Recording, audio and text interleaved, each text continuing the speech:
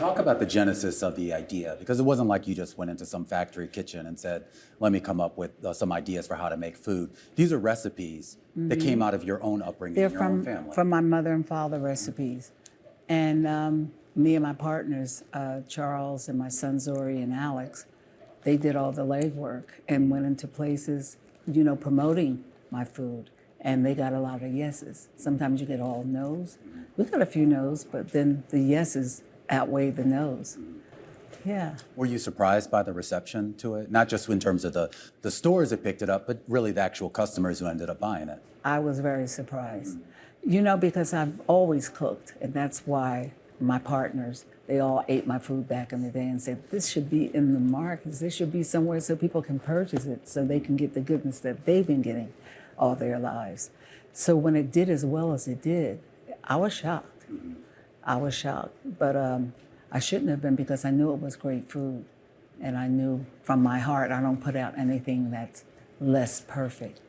So I was surprised but happy, happily surprised, yes. You mentioned how you wanted to make sure that it was also affordable. Talk about that decision process. I mean, given your celebrity, given the quality of the food, particularly the pies, which I've tasted the pies, some of the other things I've yet to taste. Do you like them? But I love them. Okay. I love them. Good. But given the quality and given your star power, I feel like you could have put any price tag on that and probably still sold out. I wouldn't have felt good in the heart.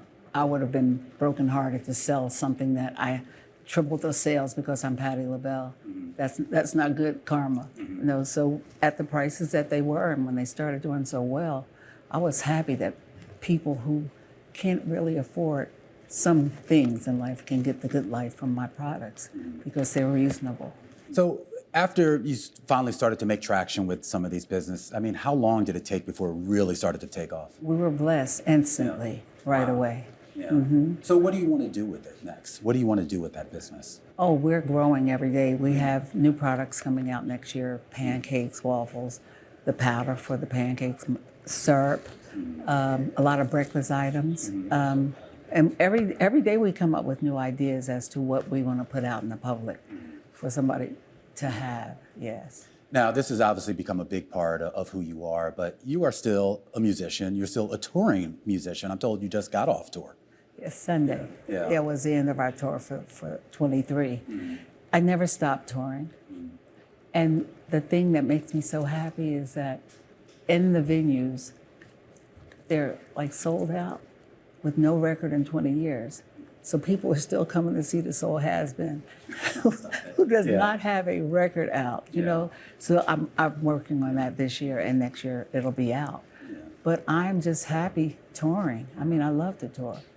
Yeah, and you jokingly use the word has been, but as I'm sure you know, you're anything but that. I am not a has been. You have the fan base from back in the day, but you also have a new generation of folks, even though you haven't put out an album in 20 years, that have gravitated to your music, however they've discovered it through streaming or whatever here. I mean, how does that make you feel when you see a 20-year-old or even a 25-year-old say, oh my God, this is... I question them.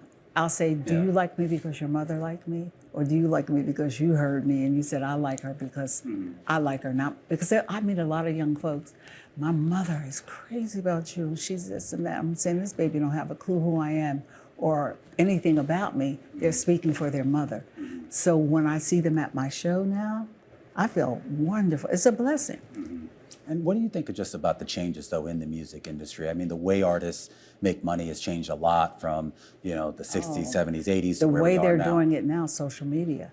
See, I didn't have that when I was working. You're with record labels.